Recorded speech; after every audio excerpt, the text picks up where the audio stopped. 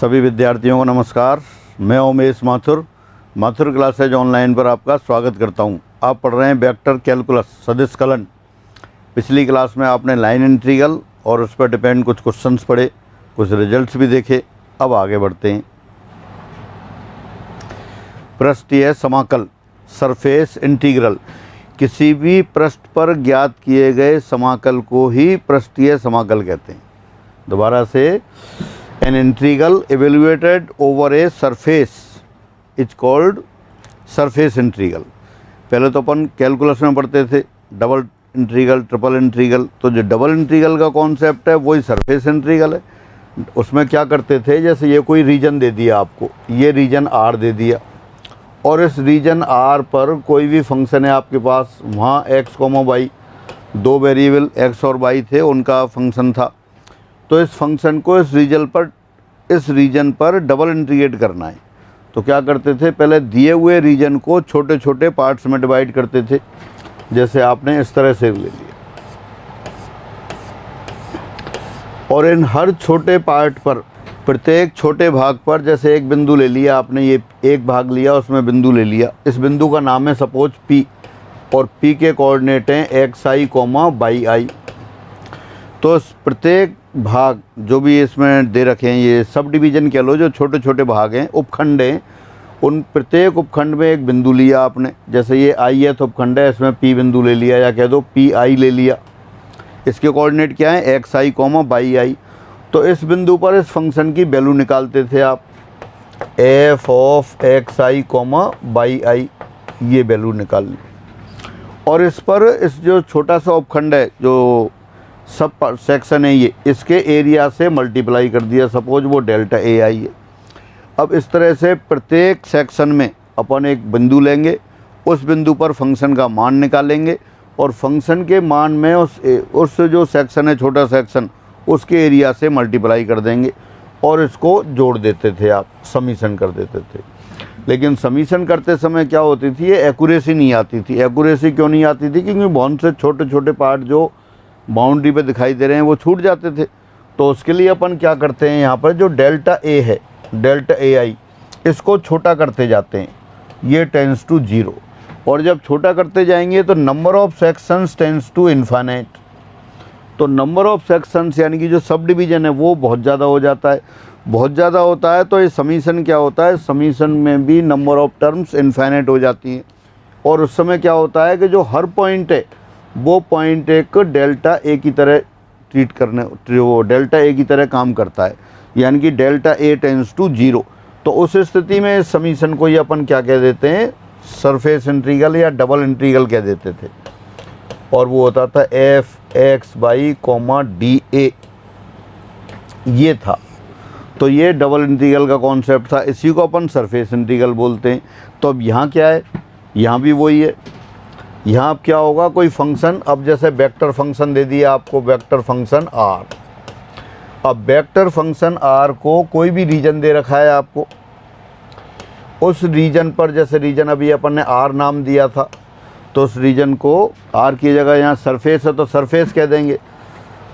इस S reason पर integrate करना है तो अपन क्या करेंगे, कोई भी फंक्शन आपको दे रखा है एफ आर, तो उसको वही छोटे छोटे भागों में डिवाइड करेंगे। नहीं, फंक्शन दे रखा है और रीजन, इस रीजन एस पर इंटीग्रेट करना है तो इस रीजन एस को छोटे छोटे पार्ट्स में डिवाइड करेंगे। हर पार्ट्स में एक पॉइंट लेंगे। सपोज इसका पोजीशन वेक्टर आर आई है और इस आर आई पर फंक्शन की वैल्यू निकालेंगे आप। और फंक्शन की वैल्यू निकालने के बाद उस छोटे से एरिया का मल्टीप्लाई कर देंगे और मल्टीप्लाई कर देंगे, इसको समीशन ले लेंगे। तो ये समीशन, फिर वो समीशन इस तरह से होंगे कि ये डेल्टा एस आई मान लेते हैं। या अगर इसमें वेक्टर का, एक मिनट, वेक्टर वाला कॉन्सेप्ट ले लें तो इसको ले लेते हैं डेल्टा ए आई, ये एरिया हो गया, यानी कि वेक्टर एरिया ले लिया अपन ने। आप वेक्टर एरिया कैसा, एरिया तो वही है जो पहले था, बस इसको डायरेक्शन और ले लेंगे। डायरेक्शन कौन सी, जिस सरफेस पे है उसके परपेंडिकुलर। तो ये अब प्रोडक्ट ले लेंगे F R doctor delta A आई।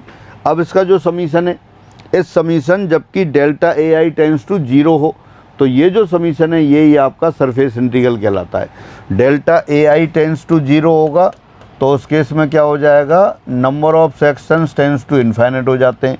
तो ये जो समीशन है, यही समीशन क्या कहलाता है आपका, सरफेस इंटीग्रल कहलाता है। और उसको कैसे लिखते हैं अपन, F R dot D A, ये आ जाता है। और अगर डी ए को फिर उसी तरह डी एस में लिख दें, ऐसे भी लिख सकते हैं अपन, F R dot N cap D S. अब डी एस क्या है, एरिया वही है जो डी ए लिखा है, लेकिन डी एस लिखा है, ये इसका मैग्नीट्यूड है। और एन कैप डायरेक्शन है, डायरेक्शन कहाँ है, उस सरफेस के परपेंडिकुलर डायरेक्शन में। तो यही आपका क्या है, पृष्ठीय समाकल कहलाता है। इसको अपन, और ओवर द सरफेस एस है तो यहाँ एस और लगा देते हैं, डबल इंटीग्रल से भी लिख लेते हैं। अब इसको एक बार दोबारा से पढ़ लेते हैं। पृष्ठीय समाकल, किसी पृष्ठ पर ज्ञात किए गए समाकल को पृष्ठीय समाकल कहते हैं।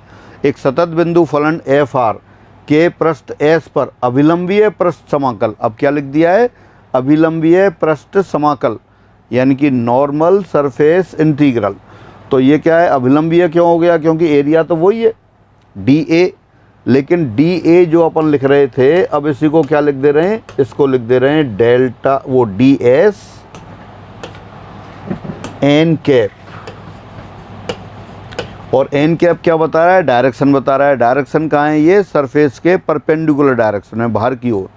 तो दोबारा से, सतत सदिश बिंदु फलन एफ आर के पृष्ठ एस पर अभिलंबीय पृष्ठ समाकल को हम संकेत integration of F R D A से व्यक्त करते हैं, F R dot D A से व्यक्त करते हैं।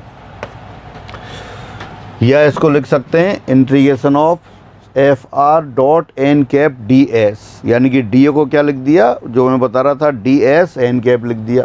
या दोबारा से एक ही इंटीग्रल का साइन बना रखा था, अब उसको सरफेस इंटीग्रल डबल इंटीग्रल से भी शो कर सकते हैं।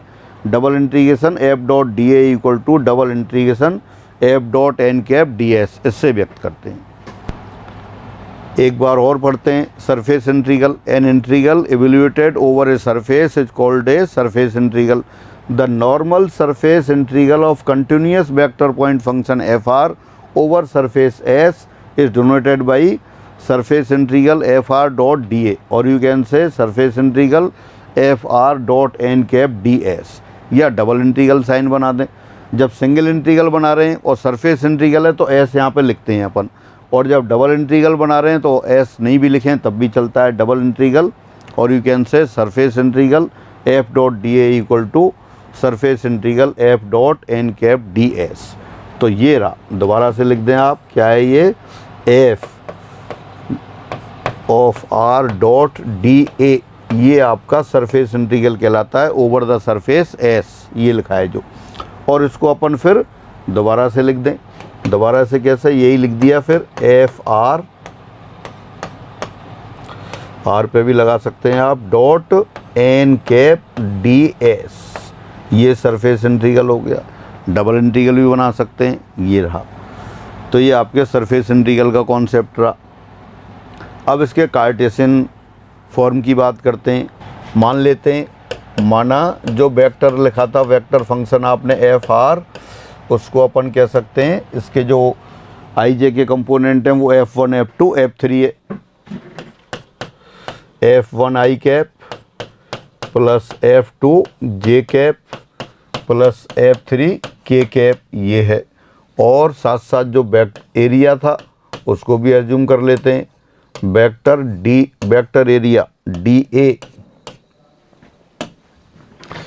DA को लिख देते हैं अपन A1 आई कैप प्लस A2 जे कैप और प्लस A3 के कैप, ये लिखा। जो फंक्शन एफ आर था उसको तो लिख लिया आपने F1 आई कैप प्लस F2 जे कैप प्लस F3 के कैप, और जो DA वेक्टर एरिया था उसको लिखा आपने A1 I cap plus A2 J cap plus A3 A cap. तो therefore F R dot DA, अब क्या होगा, दोनों का डॉट प्रोडक्ट कर देते हैं। तो डॉट प्रोडक्ट करेंगे तो क्या आएगा, आई कंपोनेंट के साथ, जे के साथ, के का के साथ मल्टीप्लाई होगा, बाकी सारी टर्म जीरो हो जाती हैं। तो क्या बन जाएगा, ये F1 A1 plus F2 A2 plus F3A3। मैंने स्टार्टिंग में स्मॉल f लिख दिया था, वो एक ही बात है, f of r small f of r हो या कैपिटल F ऑफ r हो। तो यहाँ A1 कितना होगा, A1 आप देख रहे हैं A1 I कंपोनेंट है। यहाँ कह रहे हैं जो DA को क्या लिखा था आपने, n कैप ds, और n कैप क्या बताया था, सरफेस S के परपेंडिकुलर यूनिट वेक्टर। और A1 के साथ क्या लग रहा है, I कैप, तो I कैप किसके परपेंडिकुलर होगा, बाई जेड प्लेन के। तो DA1 कितना होगा आपके पास, ये A1 होगा dy dz, A2 कितना होगा, ये हो जाएगा dz dx, और A3 कितना होगा, ये हो जाएगा dx dy। तो therefore surface integral F R dot D A over the surface S किसके बराबर हो जाएगा, वही आपका ये इंटीग्रल लिखते हैं अपन, एफ आर को आपने लिख दिया डॉट डी ए, ये F1 A1 ये आ गया। A1 को क्या लिखा है, डी वाई डी जेड, तो कितना आ जाएगा ये F1 D Y D Z plus F2 D Z D X plus F3 D X D Y. तो ये इसके कार्टेशियन फॉर्म हो गई, Cartesian form of surface integral. Integration of F R dot D A था over the surface S, उसी को दोबारा लिख दिया। एफ के कंपोनेंट थे F1 F2 F3, और एरिया के कंपोनेंट थे capital A1 capital A2 capital A3। तो एफ आर डॉट डी ए को इस तरह से लिखा और ये यहाँ लिख दिया आपने। एक बार दोबारा पढ़ लेते हैं इसे। पृष्ठीय समाकल का कार्तीय रूप, Cartesian form of surface integral. यदि एफ आर बराबर F1 I cap plus F2 J cap plus F3 K cap, और डी ए यानी कि vector area D A equal to A1 I cap plus A2 J cap plus A3 K cap हो, जहाँ A1 A2 A3 सदिश क्षेत्रफल A के निर्देशांक समतलों coordinate x planes पर प्रक्षेप हैं, प्रोजेक्शन है, और इस प्रकार हैं कि A1 बराबर D Y D Z, A2 बराबर डी जेड डी एक्स और A3 बराबर डी एक्स डी वाई है। तब क्या हो जाएगा, surface integral F R dot D A equal to double integration F1 D Y D Z plus double integral F2 D Z D X plus double integral F3 D X D Y. Again if F R equal to F1 I cap plus F2 J cap plus F3 K cap and D A equal to A1 I cap plus A2 J cap plus A3 K cap, where A1 A2 A3 are the projections of vector area A, vector area dA on the coordinate plane such that A1 equal to dy dz, A2 equal to dz dx and A3 equal to dx dy, then surface integral equal to this। जो अपने पहले लिखा था, पहले मैंने क्या है, surface integral सिर्फ एक ही इंटीग्रल लगा रखा था, यहाँ डबल इंटीग्रल भी लगा सकते हैं और जैसे अपने लिखा है ये भी लिख सकते हैं, दोनों सेम है, कोई कन्फ्यूजन की आवश्यकता नहीं है। अच्छा, वहाँ एक साथ लिख दिया था, 3 बार लिख दिया है, तो ये भी एक ही बात है। तो ये आपके पास सरफेस इंटीग्रल की बात रही, उसका कार्टेशियन फॉर्म भी आ गया। अब आता है पृष्ठ पार फ्लक्स। कोई भी वेक्टर पॉइंट फंक्शन है f और वेक्टर पॉइंट फंक्शन है f, इसको आप किसी भी कोई भी सरफेस ले लें s, या क्लोज सरफेस ले लें s, क्लोज सरफेस है, तो क्लोज सरफेस s के ओवर इस एफ आर का जो पृष्ठीय समाकल होता है वो इस क्षेत्र का फ्लक्स कहलाता है, पृष्ठ S के पार फ्लक्स कहलाता है। दोबारा से, सतत कंटिन्यूअस वेक्टर पॉइंट फंक्शन, सतत सदिश बिंदु फलन एफ आर का किसी भी क्लोज सरफेस S पर सरफेस इंटीग्रल लें तो वो सरफेस S के अक्रॉस S के पार फलन F का फ्लक्स कहलाता है। इसको पढ़ लेते हैं एक बार। पृष्ठ पार फ्लक्स, फ्लक्स एक्रॉस से सरफेस, एक्रॉस से सरफेस कहते हैं क्रॉस। जैसे ये कोई भी सरफेस ले लें आप, जैसे ये सरफेस है आपके पास, ये सरफेस है, अब एक क्रॉस सरफेस है, अभी तो ऐसी दिखाई दे रही है। अब इस पर कोई फंक्शन फलन ले लिया एफ आर, तो इस पर अगर सरफेस इंटीग्रल निकालेंगे तो वो इस एक्रॉस यानी कि इसके आर पार वो फ्लक्स है। हाँ देखें, सतत सदिश बिंदु फलन f का बंद पृष्ठ S पर अभिलंबीय पृष्ठ समाकल इंटीग्रल f डॉट डी ए फलन एफ का पृष्ठ एस के पार फ्लक्स कहलाता है। हिंदी में इसको अभिवाह बोल देते हैं, flux. Again the normal surface integration of F dot D A over the surface S of a continuous vector point function f over a closed surface S is called the flux of function f across surface S, यानी surface S के across इसका flux कहलाता है। तो यही है परनाल्का या solenoidal सदिश बिंदु फलन, सोलेनोइडल वेक्टर पॉइंट फंक्शन। अब ये क्या है? एक सदिश बिंदु फलन एफ आर किसी क्षेत्र में परनाल्का सदिश बिंदु फलन कहलाता है यदि इस क्षेत्र के प्रत्येक पृष्ठ के पार फलन का जो फ्लक्स है वो जीरो हो। दोबारा से, a vector point function F R is said to be a solenoidal in region, in a region, कोई भी गिवन रीजन हो। If flux of function F R, again if flux of function F R across every close surface in this region is zero. Again दोबारा से, कोई function है F R, कोई vector point function है और किसी reason में कोई भी क्लोज सरफेस ले लें अपन एस, इस क्लोज सरफेस एस के अक्रॉस इसका फ्लक्स निकालें और वो जीरो आ जाए तो ये फंक्शन इस क्षेत्र में क्या कहलाता है? सोलेनोइडल वेक्टर पॉइंट फंक्शन कहलाता है, यानी परनाल्का सदिश बिंदु फलन कहलाता है। इसी को पढ़ लेते हैं एक बार।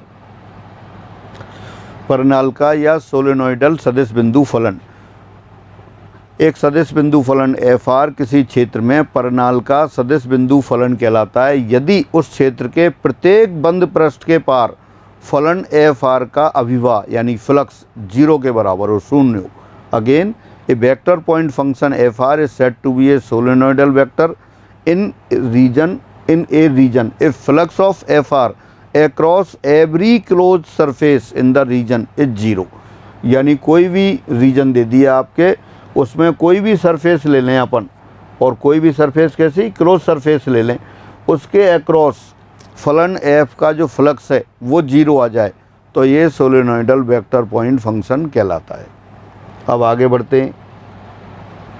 अब एक एग्जाम्पल दे दिया आपको, समाकल, बल्कि पृष्ठीय समाकल F dot N cap D S का मान ज्ञात करो, जहाँ वेक्टर फलन F equal to Z I cap plus X J cap minus 3 square Z K cap तथा एस बेलन X square plus Y square equal to 16 का पृष्ठ है जो प्रथम अष्टांशक में है और जेड बराबर 0 से जेड बराबर 5 के बीच स्थित है।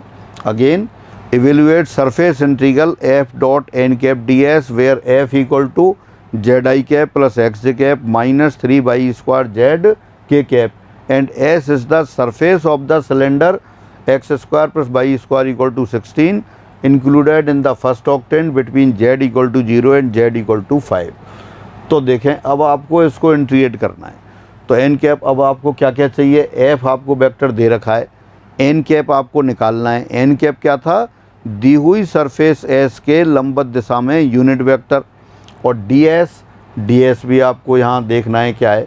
डी एस जो एरिया होता है, जैसे D S X Y plane में लिखते हैं अगर डी एस, तो वो D X into D Y के बराबर हो जाता है। तो और ये सरफेस अभी जो आपने देखा ही था, डी ए बराबर क्या लिखा था? A1 आई कैप प्लस A2 जे कैप प्लस A3 के कैप। तो अब यहाँ पे फंक्शन आपको दे रखा है, एन कैप निकालना है, डी एस निकालना है और फिर इसमें रख देना है। तो देखिए सरफेस तो आपके पास गिवन सरफेस है। अब एन कैप कहाँ से आएगा? एन कैप आप जानते हैं कोई भी सरफेस एस हो तो सरफेस एस के लंबवत डायरेक्शन में जो वेक्टर होता है वो ग्रेडियंट ऑफ सरफेस। मान लेते हैं ये सरफेस आपकी क्या है? सरफेस आपका जो दे रखा है उसको एस एज्यूम कर लें, फाई एज्यूम कर लेंगे। मान लेते हैं आप, माना दी सतह phi X comma Y comma Z बराबर 0 है तो देयरफॉर फाई बराबर क्या ले लेंगे अपन? फाई बराबर आ जाएगा आपका X square plus Y square minus 16 equal to 0। ये फाई हो गया। अब ग्रेडियंट फाई निकाल लेंगे तो वो तो ग्रेडियंट फाई लेंगे तो वो तो सरफेस के परपेंडिकुलर डायरेक्शन में वेक्टर आएगा। यूनिट वेक्टर ले लेंगे वो एन कैप आ जाएगा। तो पहले तो अपन एन कैप निकालते हैं। ग्रेडियंट फाई यानी कि gradient of X square plus Y square minus 16। और ये आप जानते हैं ग्रेडियंट यानी कि del I cap del del X plus J cap del del Y plus K cap del del Z,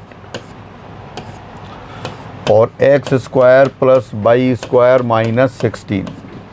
अब इसको ऑपरेट करें आप, डेल डेल एक्स से जब ऑपरेट करेंगे तो क्या आएगा 2x, एक्स स्क्वायर का डेरिवेटिव 2x और वाई स्क्वायर का 0, 16 का 0। वाई के रेस्पेक्ट में डिफ्रेंशिएट करेंगे तो 0 प्लस 2y माइनस 0, जेड के रेस्पेक्ट में 0। तो क्या लिख दिया आपने, ये आ गया आपके पास 2x आई कैप प्लस 2y जे कैप और प्लस 0 के कैप, ये आ गया आपके पास। ये ग्रेडियंट फाई आ गया। ग्रेडियंट फाई आप जानते हैं सरफेस के परपेंडिकुलर डायरेक्शन में यूनिट वेक्टर होता, वो वेक्टर होता है, लेकिन आपको यूनिट वेक्टर चाहिए तो यूनिट वेक्टर लिख लेते हैं। अब एन कैप, तो एन कैप क्या आएगा, gradient phi upon gradient phi का मॉडुलस, ये आ जाएगा। तो ये लिख देते हैं अपन। तो दिस इम्प्लाइज एन कैप बराबर, ऊपर तो लिख दिया आपने 2x आई कैप प्लस 2y जे कैप, के कैप वाली टर्म 0 और नीचे इनका मॉडुलस यानी कि 4x square plus 4y square. अब ऊपर इसको लिख दिया 2 times X I cap plus Y J cap, under root 4 बाहर ले लिया, 2 आ गया, under root X square plus Y square. लेकिन X square plus Y square तो कितना है, X square plus Y square आपको 16 दे रखा था। जो सरफेस अपन बता रहे हैं X square plus Y square equal to 16 था, तो वो 16 लिख देते हैं। तो देयरफॉर एन कैप बराबर कितना हो गया, 2 2 cancel, x I cap plus Y J cap upon ये 4 के बराबर आ गया। एक बात आ गई एन कैप।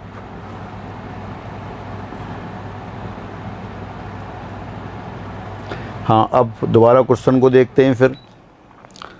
एफ, अब आपके पास क्या है डीएस की बात देखते हैं। अब डीएस पहले तो अपन इसको सरफेस बताते हैं। एस क्या दे रखा है, बेलन X square plus Y square बराबर 16 का पृष्ठ है जो फर्स्ट ऑक्टेंट में है और जेड बराबर 0 और जेड बराबर 5 के बीच में है। तो देखो मैं यही फिगर बनाने की कोशिश करता हूँ इसकी। ये दे रखा है आपको, ये आपके पास वाई एक्सिस, ये एक्स एक्सिस और ये जेड एक्सिस। अब आपको जो सरफेस दे रखी है वो बेलन है। तो बेलन कैसे होगा आपका, बेलन देखें इस तरह से होगा, X square plus Y square बराबर 4 है। तो यानी कि अगर इसको एक्स वाई प्लेन में देखें तो 0 0 को सेंटर, ओरिजिन को तो क्या है सेंटर ले लिया, अब एक्स वाई प्लेन में है तो 2 ही पॉइंट कोऑर्डिनेट लिख दिए आपने। और ये 4 रेडियस वाली है, जैसे यहाँ मान लेते हैं ए पॉइंट है, ये बी पॉइंट है और इसका ऊपर वाला पोर्शन और ये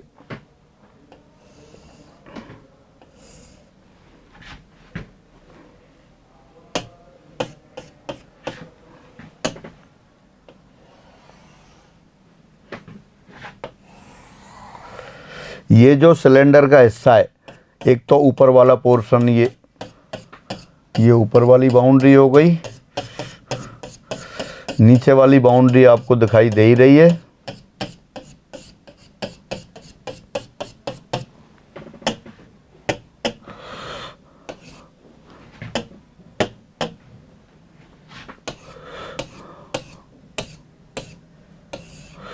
ये आप सिलेंडर इमेजिन करें, कोई बेलन है और बेलन का हिस्सा है और कौन से क्वाड्रेंट में है, ये कौन से ऑक्टेंट में है, फर्स्ट ऑक्टेंट में है, पॉजिटिव ऑक्टेंट में। और ये नीचे जो प्लेन है वो तो आपका जेड बराबर 0 है और ऊपर जो प्लेन है वो जेड बराबर 5 है।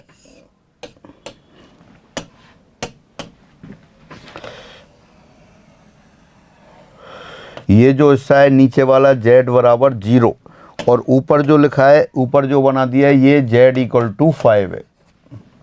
यानी जेड बराबर 0 और जेड बराबर 5 के बीच में एक सिलेंडर आप जानते हैं X square plus Y square बराबर 16 तो बेस है इसका और ऊपर की तरफ उठ रहा है। तो ऊपर की तरफ उठ रहा है, तो उसका अपन ने कौन सा पोर्शन ले लिया है, जो फर्स्ट ऑक्टेंट में। आप ये समझ सकते हैं गोले जो ये बेलन है, बेलन का सेंटर बिल्कुल ओरिजिन पे है और ओरिजिन के चारों ओर जैसे ये घिरा हुआ है, और ओरिजिन से यहाँ तक कितनी रेडियस है इसकी, ये आपको 4 बता रखी है।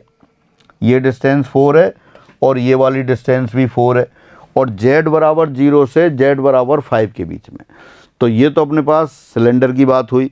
अपनी सरफेस कौन सी है, अपनी जो फिगर में ये जो इस तरह से टर्न होके आ रही है, जैसे अपन दोबारा देखें, ये इस तरह से टर्न होके आ रही है, और ये आपका कौन सा हिस्सा है, ये ZX प्लेन और YZ प्लेन के बीच में ऊपर दिखाई दे रहा है, और XY प्लेन नीचे है। तो अब ये जो सरफेस है ऊपर वाली, इतना हिस्सा, इस सरफेस का जो हिस्सा पहले ऑक्टेंट में है वो S दे रखा है। तो इस S के परपेंडिकुलर आपने यूनिट वेक्टर निकाल लिया है n कैप। अब अपन ऐसा करते हैं, इस S सरफेस का जैसे ZX प्लेन में प्रोजेक्शन लेते हैं। तो ये O पॉइंट हो गया, ये तो पॉइंट O है जिसके कोऑर्डिनेट 0 0 अपन XY प्लेन में ले लिए, और ये पॉइंट C ले लेते हैं, और ये पॉइंट आप मान लेते हैं N है। तो अगर ZX प्लेन पर प्रोजेक्शन डालेंगे तो क्या आएगा, OANC, ये आएगा OANC। क्यों, क्योंकि DS निकालने के लिए अपन प्रोजेक्शन की बात कर रहे हैं। अच्छा, फिर देखो आगे देखते हैं अपन। n कैप आपने निकाल लिया। अब मैं वैसे ही आपसे पूछता हूँ कि जैसे कोई सरफेस A है, सतह A, सतह A, यहाँ पे सतह A अपन एरिया A को लिख रहे हैं एक तरह से, का दूसरी सतह, या दूसरी सतह कह दें, या सतह कह सकते हो, या समतल पर प्रक्षेप कितना आता है, वो आता है A cos ऑफ एंगल। यानी दोनों सतह के बीच में, एक सतह ये रही और एक सतह ये रही, इसका इस पर प्रोजेक्शन लेना है। तो प्रोजेक्शन क्या आता है, इसका एरिया और कॉस ऑफ एंगल। ये A आपको एक तरह से एरिया को डिनोट कर रहा है, तो उसका ये A कॉस ऑफ एंगल ये आएगा। लेकिन अपन को कौन सा है, आपकी सतह वो दे रखी है जो अभी अपन ने फिगर बनाया है। फिगर कौन सा बनाया है, ये फिगर बनाया है। तो जो रेड वाला पोर्शन दिखाई दे रहा है ये सरफेस है, इसका अपन ZX प्लेन पर वो ले रहे हैं प्रोजेक्शन। तो ZX प्लेन पर प्रोजेक्शन लेंगे, सतह S कौन सा है अपना, बेलन जो दे रखा था आपको, उस बेलन का पहली अष्टांशक में z बराबर 0 और z बराबर 5 के बीच में जो भाग है उसका,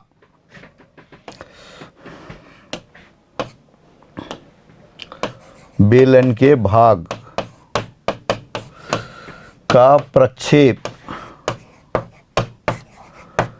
ZX तल पर, वो कितना हो जाएगा, वो बराबर हो जाएगा अपने पास S cos of angle with the ZX plane. अब S का ZX प्लेन से एंगल कितना बन रहा है ये देखें अपन। तो जो कोण दो सतहों के बीच में होता है वही दोनों पे डाले गए लंबों के बीच में होता है। तो ZX प्लेन के लंब कौन सा है, ZX प्लेन के लंब होता है आपके पास बाई एक्सिस, और बाई एक्सिस की दिशा में यूनिट वेक्टर कौन सा होता है, J कैप, और S के परपेंडिकुलर डायरेक्शन में यूनिट वेक्टर कौन सा है, N कैप। तो वो अपन मान लेते हैं कॉस ऑफ ये बीटा है सपोज, तो बीटा है तो इसको अपन क्या लिख देंगे, सतह प्रक्षेप तल पर वो S cos बीटा हो गया।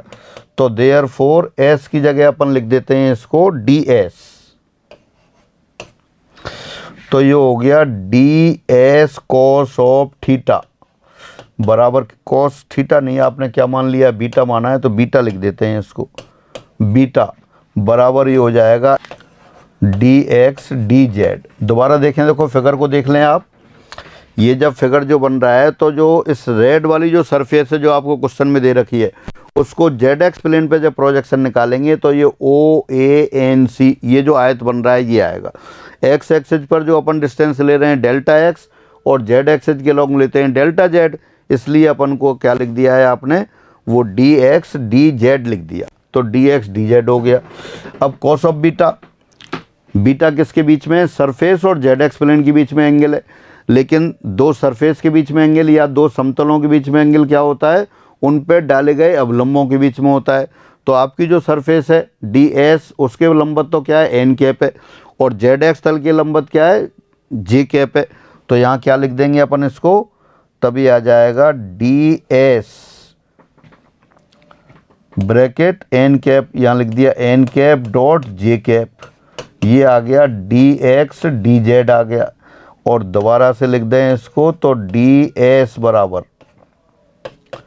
D X into D Z upon N cap into J cap. अब एन कैप जे कैप अलग से निकालना पड़ेगा।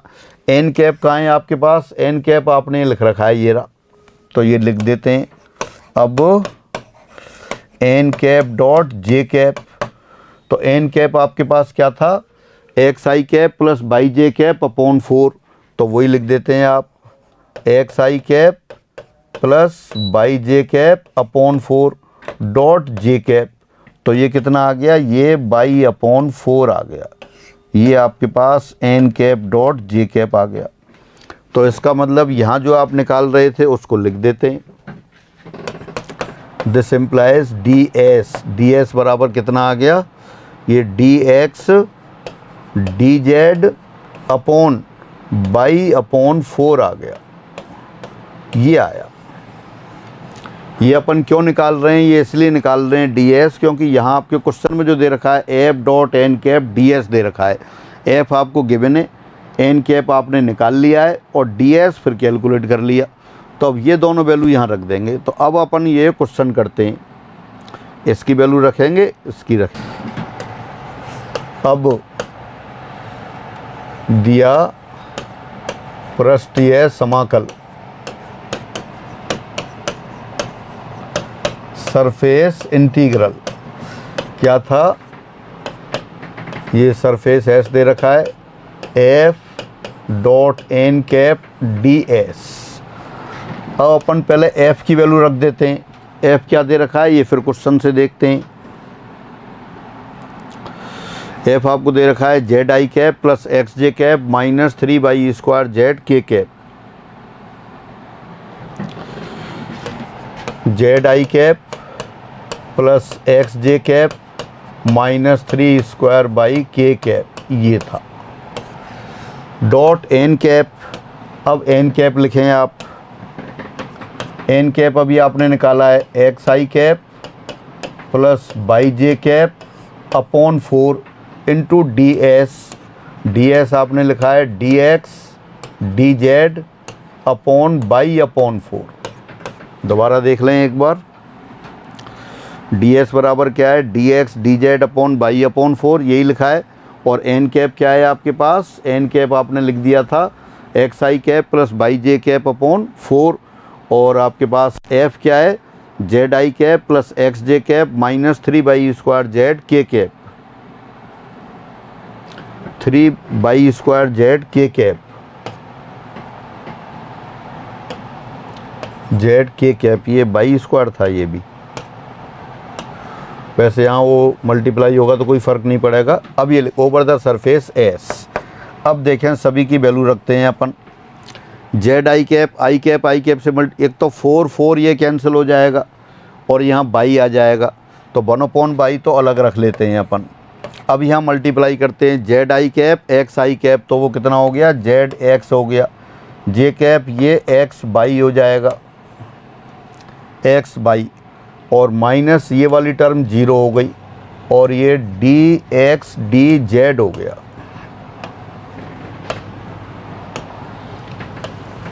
D X D Z. अब इसको इंटीग्रेट कर देते हैं। अच्छा ये डबल इंटीग्रल है तो डबल इंटीग्रल लिख दें। जेड की लिमिट दे रखी है कहाँ 0 से लेके 5 तक, तो जेड बराबर 0 से जेड बराबर 5 हो जाएगी। और बाई की वैल्यू एक्स की वैल्यू दे रखी है 0 से लेके 4 तक, तो वो आ गई। अब देखते हैं, पहले तो बाई से डिवाइड करके लिख देते हैं इसको।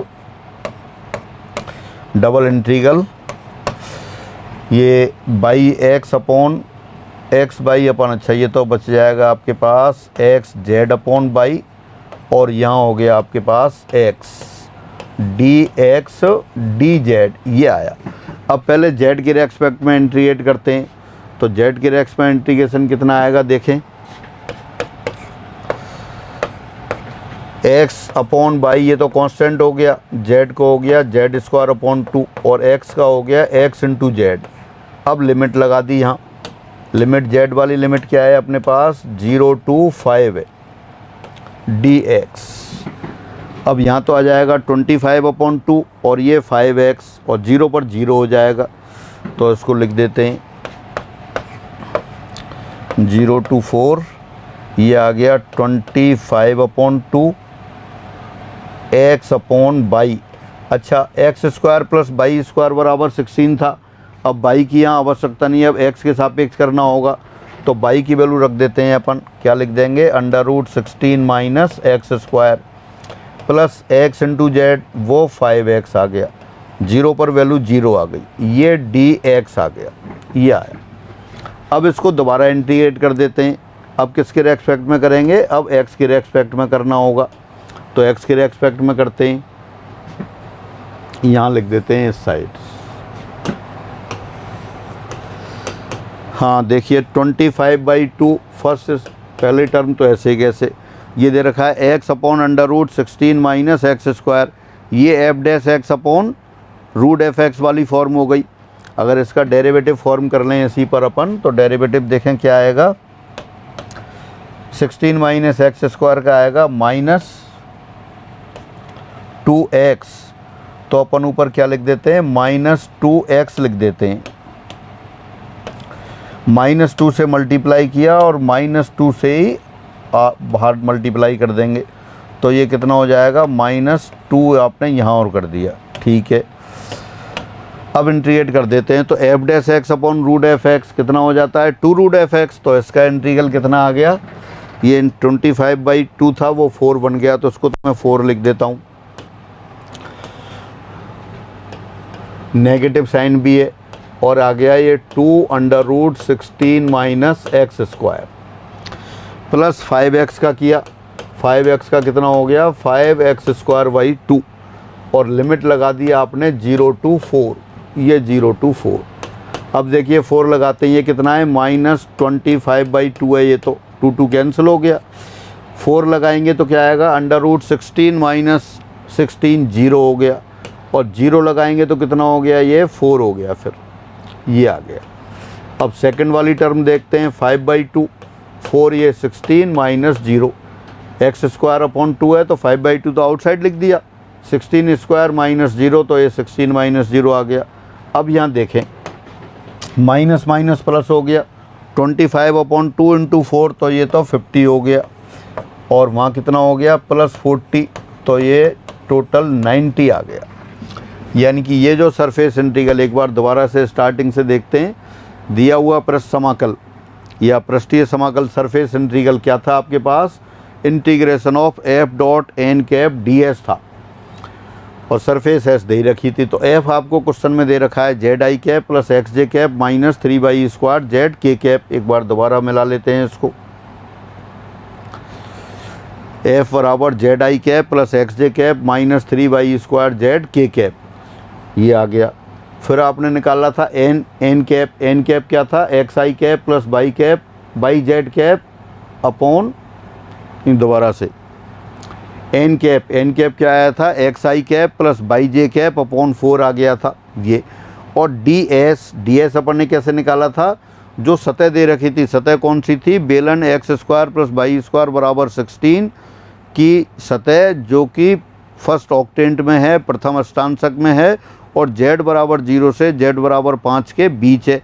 वो जो रेड वाला पोर्शन था अपना, ये जो फिगर बनाया था, ये था आपका, तो इसका अपन ने प्रोजेक्शन लिया है अभी कहाँ पर, zx प्लेन पर, zy प्लेन पर भी ले सकते थे, वो भी अभी देखते हैं। तो zx प्लेन पर प्रोजेक्शन लिया, zx प्लेन पर प्रोजेक्शन लिया, तो वो कितना आया ds कॉस ऑफ एंगल उनके बीच में आपने मान लिया बीटा, लेकिन फिगर से देखें तो वो Δx इंटू Δz था, तो dx इंटू dz लिख दिया। अब कॉस बीटा कैसे आएगा, कॉस बीटा सतह s और xz प्लेन के बीच में एंगल था, तो जो एंगल दो सतह के बीच में होगा वही दोनों पे डाले गए अवलंबों के बीच में होगा। सतह s पे अवलंब क्या था n कैप, और zx प्लेन पे अवलंब क्या था j कैप, तो दोनों के बीच में लिख दिया n cap dot j cap, ये कॉस ऑफ एंगल बीटा के बराबर हो गया, क्योंकि जब अपन n cap dot j cap करेंगे तो क्या आएगा n का मॉडुलस 1, जे कैप का मॉडुलस 1, दोनों के बीच में कॉस ऑफ एंगल वो कॉस ऑफ बीटा आ गया। तो डी एस बराबर कितना आ गया, D X D Z upon cos of beta. Cos of beta को एन कैप जे कैप लिख दिया, एन कैप जे कैप अलग से कैलकुलेट किया, वो बाई अपॉन 4 आ गया। अब सबकी वैल्यू आपने इंटीग्रल में इसमें लिख दी। एफ की वैल्यू क्वेश्चन में दे रखी थी, एन कैप और डी एस आपने कैलकुलेट किया, वो यहाँ रख दिया। अब आपने क्या किया, ये डॉट प्रोडक्ट आई वाली टर्म का आई वाली टर्म से, जे वाली टर्म का जे वाली टर्म से, के वाली टर्म थी नहीं तो वो 0 आ जाएगी के वाली टर्म। तो मल्टीप्लाई करके क्या आ गया आपके पास, ये double integral 1/y Z x plus X by bracket close D X D Z. Z varies from 0 to 5 और एक्स वेरीज फ्रॉम 0 to 4, ये आया अपने पास। तो इसको आपने सॉल्व किया। पहले तो आपने क्या किया, ये 1/y से अंदर मल्टीप्लाई किया तो X Z upon by plus X by upon by X आ गया। जेड के रेस्पेक्ट में इंटीग्रेट किया, जेड के रेस्पेक्ट में करेंगे तो एक्स अपॉन बाई ये तो कांस्टेंट रखा, जेड का इंटीग्रल जेड स्क्वायर अपॉन 2 आ गया, एक्स का इंटीग्रल एक्स जेड आ गया। लिमिट लगा दी 0 से 5, तो ये आ गया 25/2 x upon by plus x into 5, 5 minus 0 5 आ गया। अब एक्स के रेस्पेक्ट में करना है इंटीग्रल, तो दो काम किए, एक तो बाई की वैल्यू रख दी आपने, बाई की वैल्यू क्या रख दी, √16 माइनस एक्स स्क्वायर। ये कैसे, क्योंकि सरफेस आपको दे रखी थी उसके समीकरण सिलेंडर की, x square plus by square बराबर 16, तो ये लिख दिया। अब उसको इंटीग्रेशन वाली फॉर्म में कन्वर्ट कर लिया। वो कौन सी फॉर्म होती है, डिनोमिनेटर में √16 माइनस एक्स स्क्वायर था तो उसका डेरिवेटिव होता है -2x, वो आपने बना लिया। तो F dash X upon root F X वाला हो गया। इसको अपन अलग से भी इंटीग्रल करके देख लेंगे। तो ये आ गया, तो ये ऊपर एफ डैश एक्स और नीचे रूट एफ एक्स, तो इसका इंटीग्रल आपने लिख दिया 2√f(x) होता है। तो -25/4 पहले से है और 2√16 माइनस एक्स स्क्वायर आ गया, और 5x का इंटीग्रल 5x² 2 आ गया। लिमिट लगा दी 0 to 4, छोटी सी कैलकुलेशन, वो 50 + 40 90 के बराबर आ गया। तो ये आपका जो सरफेस इंटीग्रल पूछा था उसका मान आ गया, ये आपका। अब इसको दोबारा और देखते हैं एक बार, दोबारा कैसे, जो आपको सरफेस दे रखी थी, अभी तो अपन ने क्या किया, जेड एक्स प्लेन पे प्रोजेक्शन लिया। अब अपन ऐसा करते हैं बाई जेड प्लेन पे प्रोजेक्शन लेते हैं।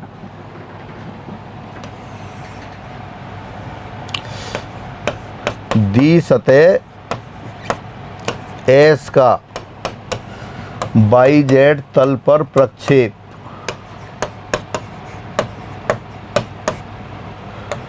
बाई जेड तल से मान लेते हैं अपन एंगल इसका कितना है, एल्फा है।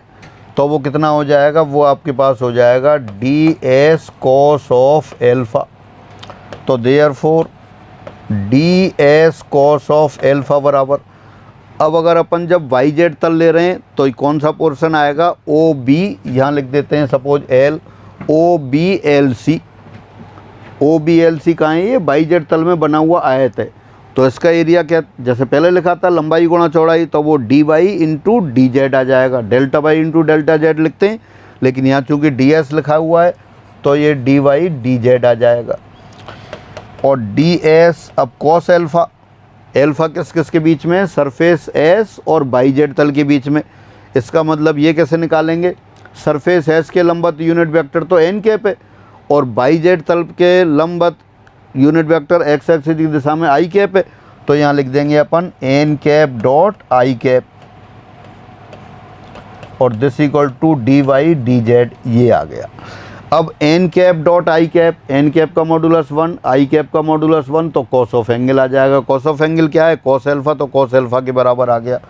यानी कि अब ये डी एस बराबर कितना आ गया, डी एस बराबर आ गया D Y D Z upon N cap, यानी कि ये x अपॉन 4 आ गया। पहले तो आया था बाई अपॉन 4, अब x अपॉन 4, ये सेकंड मेथड चल रहा है ये। तो ये ds का मान आ गया। एन कैप आपके पास पहले से है, f आपको दे रखा है। अब इसको मैं दोबारा कैलकुलेट करता हूँ। सेकंड मेथड की कोई ज़रूरत नहीं होती, लेकिन अपन ने प्रोजेक्शन पहले जेड एक्स प्लेन पे लिया था, तो बाई जेड प्लेन पे भी ले सकते थे आप। तो क्या होगा, सेकंड मेथड वो दिया पृष्ठीय समाकल, सरफेस इंटीग्रल, पृष्ठीय समाकल या पृष्ठ समाकल एक ही बात है। Surface integral.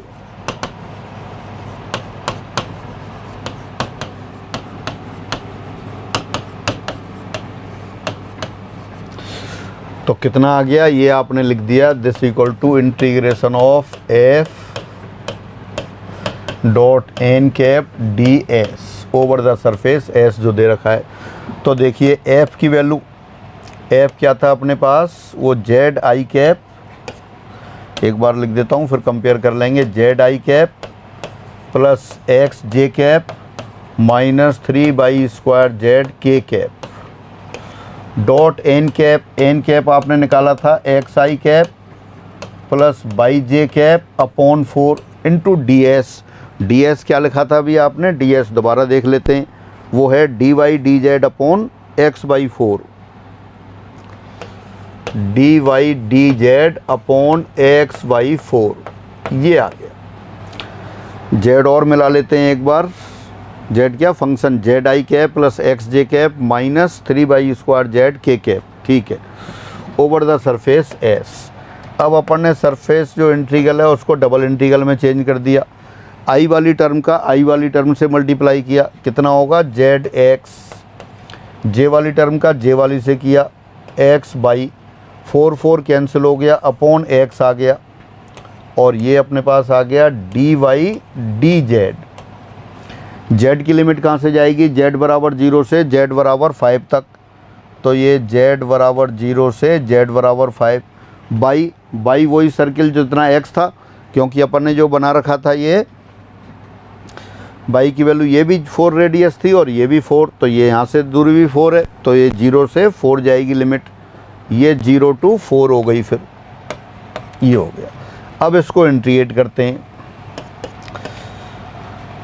अच्छा पहले x कट कर दिया, जेड एक्स, तो ये कितना बन गया, डबल एक बार और लिख देते हैं, Z plus by D Y D Z, ये 0 से 5 और बाई 0 से लेके 4 तक।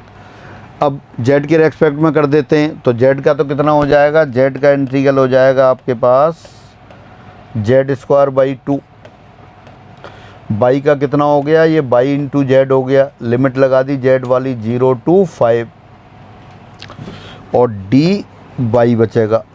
अब इसको यहाँ इस साइड लिख देते हैं, this equal to integration of Z की जगह लिख दिया 5, तो आ गया 25/2 प्लस यहाँ लिख दिया 5, तो ये 5 आ गया, और ब्रैकेट क्लोज डी वाई, और बाई वेरीज फ्रॉम 0 to 4, तो अब ये आ गया 25/2। 25/2 का इंटीग्रल किया किसके रेस्पेक्ट में, बाई के रेस्पेक्ट में, तो कितना आएगा ये 25/2 बाई प्लस यहाँ हुआ 5 इंटू बाई²/2, लिमिट लगा दी आपने 0 to 4, ये 0 to 4 आ गया। अब लगाया बाई इक्वल टू 4 लिखते हैं, तो 25/2 इंटू 4, ये तो 50 हो गया। फिर यहाँ लिखते हैं 5 बाई स्क्वायर यानी कि 4 स्क्वायर 16, 16/2 8, 5 इंटू 8 40, और 0 से दोनों से 0 आ गया यानी कि 90, वही आंसर आ गया जो पहले आया था।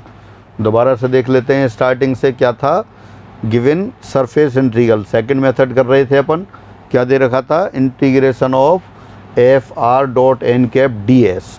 एफ आर क्वेश्चन में गिवन है आपके पास Z I cap plus X J cap minus 3/² Z K cap dot N cap, N cap आपने निकाला था। एन कैप कैसे निकाला था, जो सरफेस दे रखी है पहले आपने उस सरफेस की प्रवणता निकाली, ग्रेडियंट निकाली, और फिर ग्रेडियंट कहाँ है, अभिलंब की दिशा में होता है, अभिलंब की दिशा में ही एन कैप है, तो अभिलंब की दिशा में सदिश आ गया ग्रेडियंट फाई, उसमें उसके मापांक से भाग दिया तो उससे एन कैप आ गया।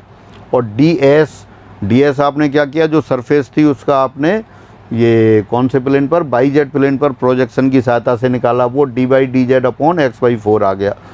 तो बस अब इनको पहले आपने डॉट प्रोडक्ट किया, मल्टीप्लाई किया, तब टर्म आ गई आपके पास z प्लस बाई और डी बाई डी जेड।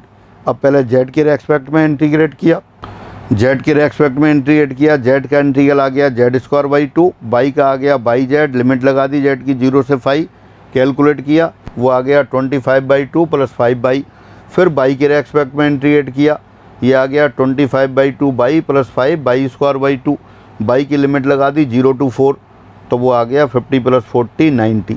ये मेथड जो सेकंड मेथड अपने किया है ये आसान रहा, बहुत कम कैलकुलेशन हुई है, तो इस तरह से आप कर सकते थे।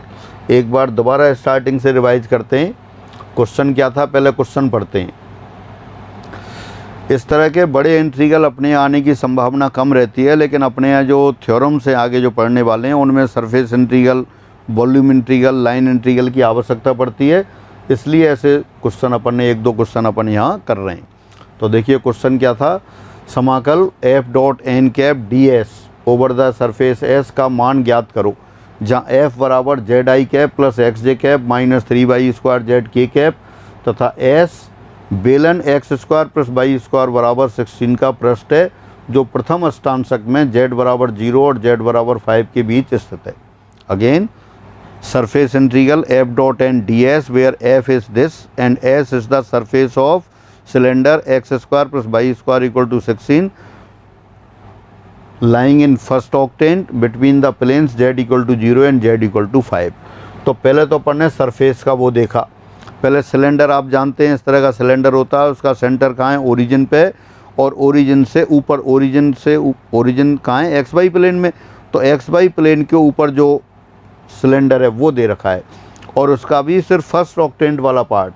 तो फिगर अपन ने बनाने की कोशिश की, पहले आप दिमाग में बनाएं, इमेजिनेशन सही होगी तभी फिगर वैसा दिखेगा। तो ये जो रेड वाला अपन ने पेंट कर दिया, ये सरफेस है आपकी, तो इस सरफेस पर दिए हुए फलन का सरफेस इंटीग्रल लेना था आपको। तो आपको इसको एन कैप की आवश्यकता थी।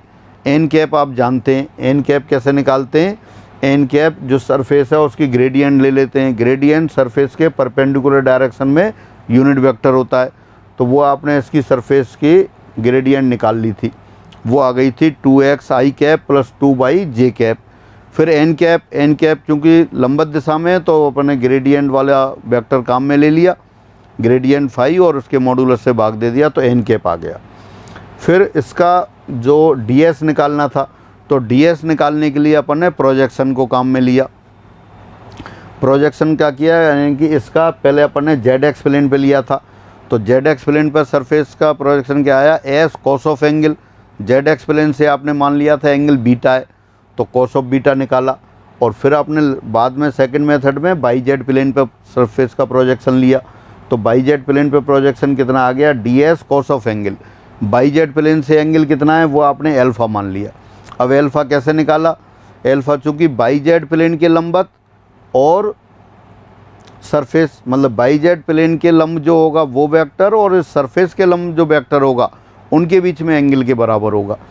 सरफेस के लंबवत तो वेक्टर एन कैप है, बाई जेड प्लेन के लंबवत वेक्टर आई कैप है, तो N cap dot I cap किया तो वो कॉस एल्फ़ा के बराबर हो गया। तो dx into N cap I cap बराबर डी बाई डी जेड रहा, तो ds बराबर अपने पास आ गया डी बाई डी जेड, और N cap dot I cap वो अपन ने निकाल लिया था, वो कितना आ गया था, x/4 आ गया था। तो बस ये सारी वैल्यू आपने इसमें रख दी और रखने के बाद कैलकुलेट किया, वो 50 के बराबर आ गया। तो ये 2 मेथड से आपका ये क्वेश्चन हुआ। अब आते हैं आप आयतन समाकल वॉल्यूम इंटीग्रल पर। वॉल्यूम इंटीग्रल का कॉन्सेप्ट वही है जो अपन इंटीग्रल कैलकुलेशन में पढ़ते थे, जो ट्रिपल इंटीग्रल है उसको वॉल्यूम इंटीग्रल कहते हैं। वहाँ क्या था, जो भी आपका रीजन दे रखा होता था, समाकलन क्षेत्र दे रखा होता था, उसको अपन छोटे छोटे भागों में डिवाइड करते थे, हर भाग में एक पॉइंट लेते थे, उस पॉइंट पर जिस फंक्शन को इंटीग्रेट करना है उसका मान निकालते थे, और इनटू उस छोटे से सेक्शन के वॉल्यूम का गुणा करते थे। और सारे इस क्या था, जैसे ये फंक्शन f था, सपोज f(x,y,z), इसको इंटीग्रेट करना था, तो इसका मान पहले तो इसका उस पॉइंट पर मान निकालते थे। कौन से पॉइंट पर, जो छोटे छोटे सेक्शंस में लिया गया है।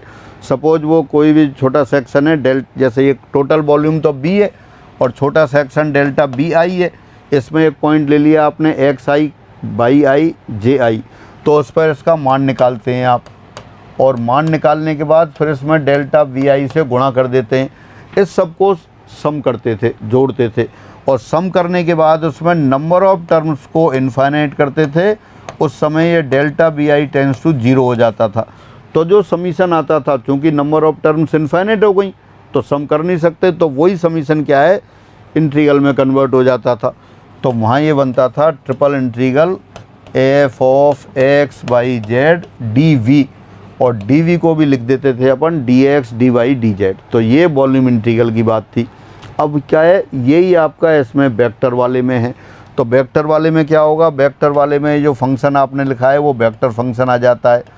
एक्स वाई की जगह अपन पोजीशन वेक्टर लिख देते हैं, और ये डी बी ये वॉल्यूम आपका, और डी बी की जगह क्या लिख देंगे फिर अपन, वो dx dy dz।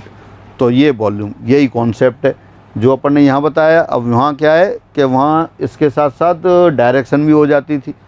जो फंक्शन जो दे रखा था पहले एक्स वाई जेड का फंक्शन था, अब ये आई जे के वाले पदों में लिख देते हैं। तो इसको एक बार पढ़ लेते हैं फिर। आकाश में किसी पृष्ठ से घिरे क्षेत्र के आयतन b पर ज्ञात किए गए समाकल को आयतन समाकल कहते हैं। यदि पृष्ठ S से घिरे हुए क्षेत्र का आयतन b हो, तब इस आयतन b पर सदिश बिंदु फलन fr के आयतन समाकल को upon volume integral fr dv इससे व्यक्त करते हैं, या एक इंटीग्रल की बजाय 3 इंटीग्रल बना देते हैं, fr dv इससे व्यक्त करते हैं। एक बार और पढ़ लेते हैं। Volume integral, an integral evaluated over a volume bounded by a surface S in space is called a volume integral. Volume integral of vector point function v, vector point function fr over the volume b bounded by surface S is given by integration of fr dv और triple integral fr dv, इससे denote कर देते हैं। ये volume integral की बात है। हाँ, अगर इसका कार्तीय रूप दे रखा हो, कार्तीय रूप में पूछा हो, यानी कि fr बराबर क्या है, f1i cap plus f2j cap plus f3k cap दे रखा हो, तो अपन क्या लिख देंगे, जो वॉल्यूम f था उसकी जगह f1i cap plus f2j cap plus f3k cap dx dy dz, या 3 पार्ट में लिख देंगे। i cap volume integral f1 dx dy dz plus j cap volume integral f2 dx dy dz plus k cap volume integral f3 dx dy dz। इसको मैं दोबारा अपनी writing में लिख देता हूँ। क्या था, वॉल्यूम इंटीग्रल fr dv, तो इसको क्या लिखा आपने, ट्रिपल इंटीग्रल fr, इसके i j के कंपोनेंट मान लिए आपने, f1 f2 f3 है, तो ये f1i cap plus f2j cap plus f3k cap dv, और dv को भी क्या लिख सकते हैं अपन, dx dy dz, और इसको 3 पार्ट में लिख दें तब भी चलेगा। ये हो गया। पहले तो i वाला कंपोनेंट लिख देते हैं, यानी i कैप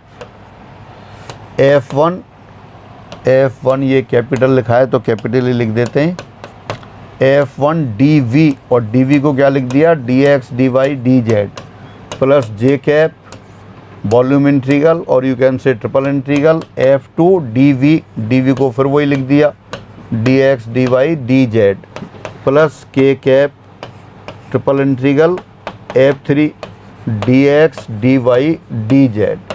तो ये वॉल्यूम इंटीग्रल की बात रही।